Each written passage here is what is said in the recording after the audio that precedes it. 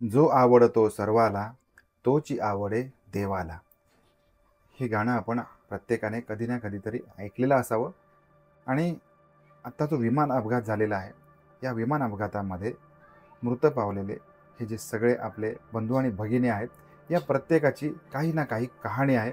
आणि ही काही ना काही कहाणी वेगवेगळ्या रूपांमधून आपल्या समोर येत आहे.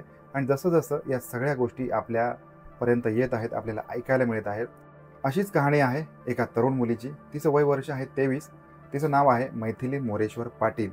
आणि उरण तालुक्यामधल्या एका न्हावा गावामधून ही जी मुलगी आहे, ही मुलगी करिअर करते.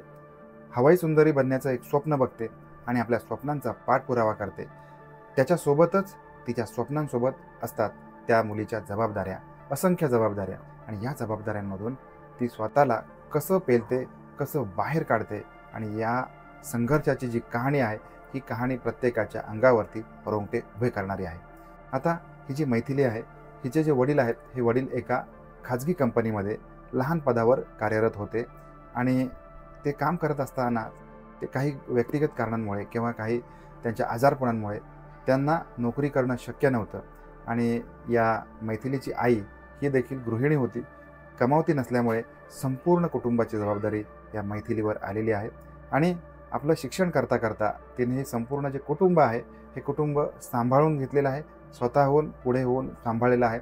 आणि ज्यावेळेला तिला एअर होस्टेस म्हणून नोकरी लागलेली आहे, त्याच्यानंतर आपल्या लहान बहिणीची शिक्षणाची जबाबदारी देखील तिने स्वतःकडे घेतलेली आहे.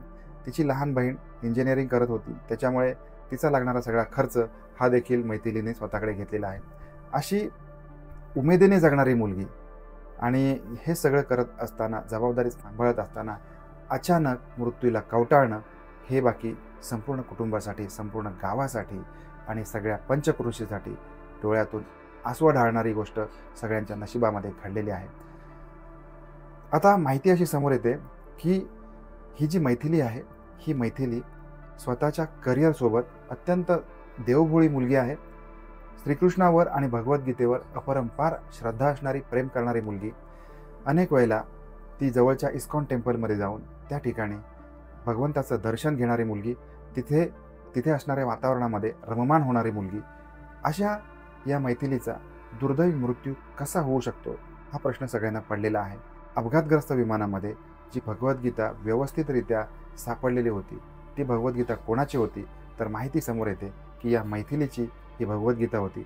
50,000 ते 60,000 लिटर पेट्रोल उपलब्ध असलेल्या या विमानाचा अपघात झाल्यानंतर असंख्य वस्तू या ज्वालाग्रही झालेल्या आहेत, संपूर्ण तहसनहस झालेल्या आहे. परंतु या सगळ्यांमध्ये राहिलेली आहे ती भगवद्गीता.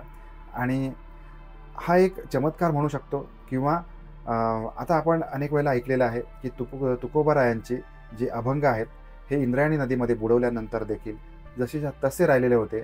तशाच प्रकारचा चमत्कार या विमानाच्या अपघातामध्ये सुद्धा दिसून आलेला आहे. या मैथिलीने स्वतःसोबत कॅरी केलेली भगवद्गीता मात्र जशीच्या तशी राहिलेली आहे. आता या सगळ्यांवरती आपण विश्वास ठेवा किंवा नका ठेवू, परंतु परमेश्वराचं अस्तित्व हे अशा गोष्टींमधून दिसून येतं. परंतु या गोष्टींमध्ये वाईट घडलेली घटना हे 241 ज्या प्रवाशांचे मृत्यू झालेले आहेत, हे मात्र निश्चितच एक वाईट गोष्ट आहे. परंतु जो कर्माचा सिद्धांत आहे, हा सिद्धांत आपल्या प्रत्येकाला मान्य करावा लागेल. धर्म कोणताही असू दे, जात कोणतीही असू दे, परंतु प्रत्येकाच्या बाबतीमध्ये लागू पडतो तो कर्माचा सिद्धांत.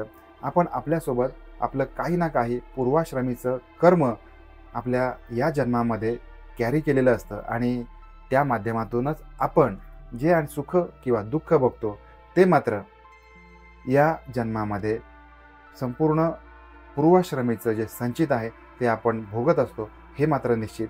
आता जे घडलेलं आहे त्याला परत आणणं मात्र शक्य नाही. परंतु अशा स्वरूपाची घटना कोणाच्याही बाबतीमध्ये घडू नये, हे मात्र परमकृपाळू परमेश्वराकडे आपण प्रार्थना निश्चित करू शकतो. या संपूर्ण मृत पावलेल्या हे जे आपले बंधू आणि भगिनीने आहेत, त्यांना भावपूर्ण श्रद्धांजली. धन्यवाद.